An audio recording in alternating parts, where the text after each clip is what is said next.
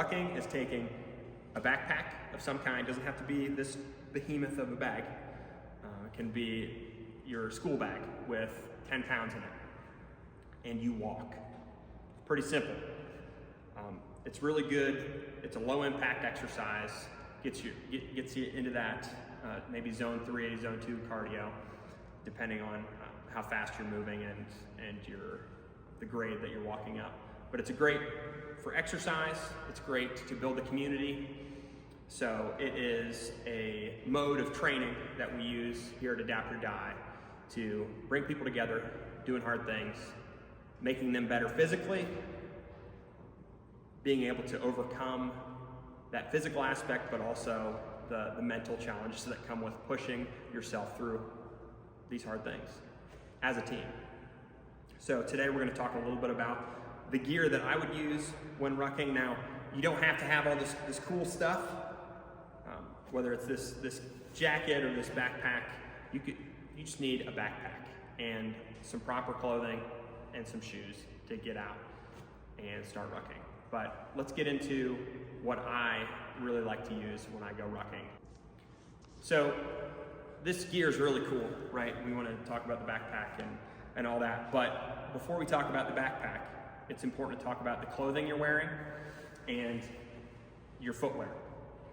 So if you don't have proper boots and socks and an underwear, you're gonna have a miserable time. So different socks that I recommend. I really like Darn Tough socks. I really like OTB boots, and just getting a pair of pants that don't chafe. So something that you wear all the time that you know isn't going to chafe doing physical activity.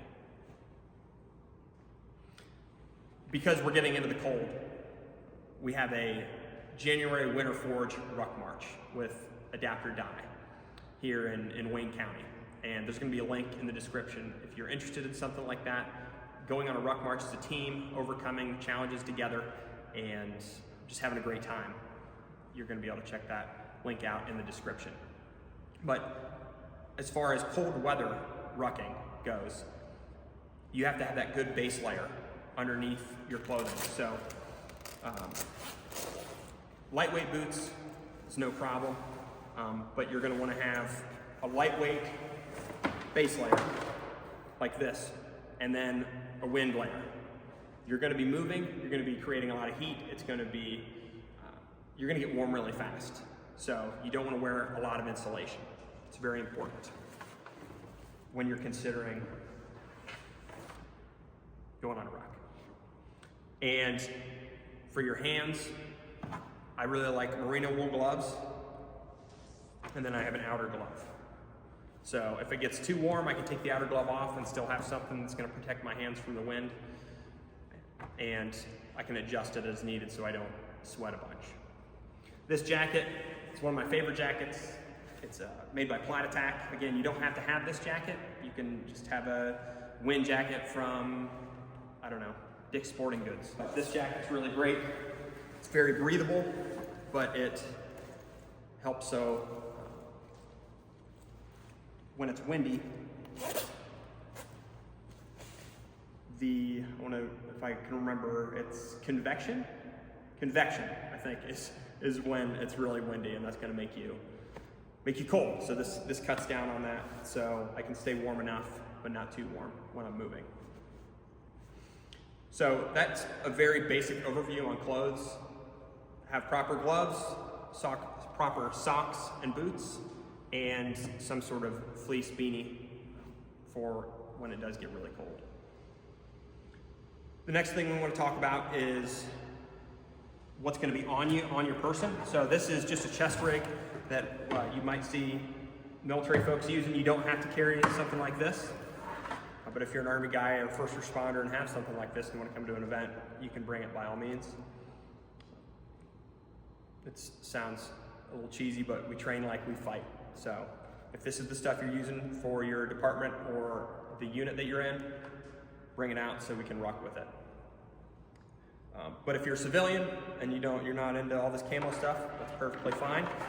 It's just Good to be able to access water and the things you're gonna need on the move. So if you have snacks, if you have water, if it's in your bag, then you gotta stop and take the stuff out of your bag, and that dog ain't gonna hunt.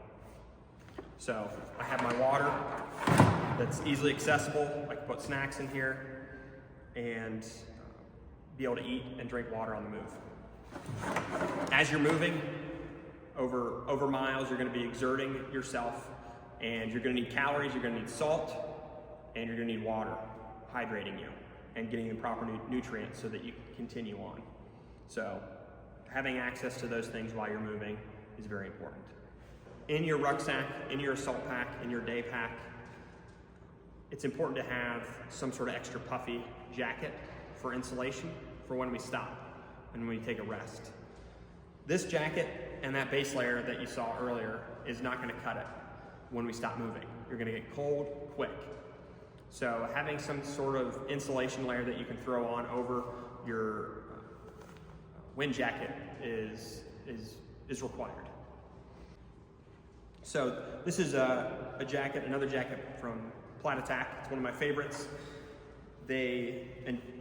Full disclosure, they sent me this jacket and other gear to test. So I did not have to pay for this. With that being said, I would not recommend it if I didn't love it. And if they wouldn't have sent me it, I would have bought it because it's pretty awesome. But in your rucksack, having a insulation layer that you can throw over your jacket, this is one option. It's a little lightweight as far as the insulation goes. So if you're gonna come to our ruck in January, you probably want something a little heavier than this. But today I did a 16 miles with all this stuff, and I just kept moving, so I never ended up using this. But yes, you've got to have a good insulation layer for when we stop, so you can stay warm. The same goes for your gloves. That's why I have these two layers. You've got your base layer, you've got your outer layer, so that you can plus up or take them off, so you can regulate the temperature of your body. So you don't overheat, so you don't get too cold. So the next thing I want to talk about is your rucksack. You can use a Kafara ruck like this. If you're a hunter and you have this gear already, then that's great. Kafara is a brand I recommend. I really like Hill People gear. It's another brand that I really recommend. Those are probably my two favorites. So if you have the money and you're gonna invest in something like this, you can't really go wrong with those two brands.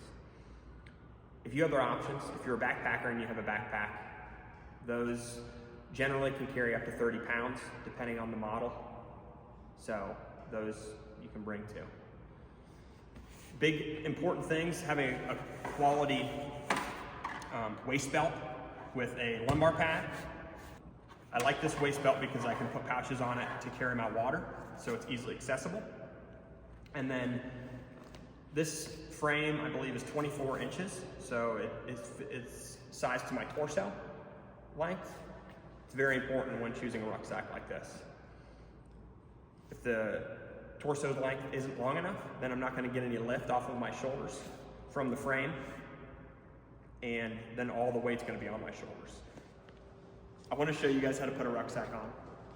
It sounds simple, right? But see it done wrong all the time. So once you get it on your back, tighten up the shoulder straps to where it needs to be, where it sits comfortably. And then the waist strap. And you just want to make sure it's hugging that iliac crest section of your body. And then that lumbar pad is sitting directly in your lumbar, your lower lumbar. And then do the sternum strap. And it should the sternum strap shouldn't be so tight that it compresses your chest, but it just keeps the shoulder straps from moving towards your shoulders. So not everybody's gonna have a big rucksack. Perfectly okay, you don't need it for the Ruck March event that we have in January. Some sort of backpack that can carry comfortably around 30 pounds is ideal. And then your water. So this bag, all the weight's gonna be on your shoulders with a bag like this, but something that has some structure to it is going to work best. So that school bag is going to be very uncomfortable because you need to load it with weight and there's no structure at all and it's going to dig into your back. That's not cool. So some sort of backpacking bag, Osprey, they make day bags that are okay. This is Stone Glacier. They make some of the best backpacks. Stone Glacier, the Kufara that I showed you earlier, as well as the Hill People gear that I mentioned. So those are my 3 favorite brands that I highly recommend. I've used over miles and miles and miles. You won't be disappointed, but you don't need a big ruck. You can have a day pack as well. All right, so what have we talked about today? We've talked about the different clothing that I recommend, the layering system that I recommend, the boots that I've used for countless miles that I highly recommend, the rucksack and how to fit it to your body, and we've talked about nutrition and hydration. And the bottom line of all this, if you just get the basic equipment, you don't need anything cool, just get the basic equipment so that you can get out and do the rucking with the people you care about. Building the team, pushing each other as you do hard things so that you can be better for the people that are relying on you. Here at Adapt or Die, that's what we're all about. And we have this awesome event in January that is the Adapt or Die Forge, Winter Forge Ruck March. So if any of this interests you, drop any questions that you have down below, whether it's about the gear, hydration and nutrition, or about our event in January. I appreciate you guys watching. I really love filming these videos. I'm a geardo. I love rucking, but I appreciate the support you've given me over it's almost 5 years since Adapt or Die became a thing. So thank you for your support, and I look forward to getting out and rucking with you guys.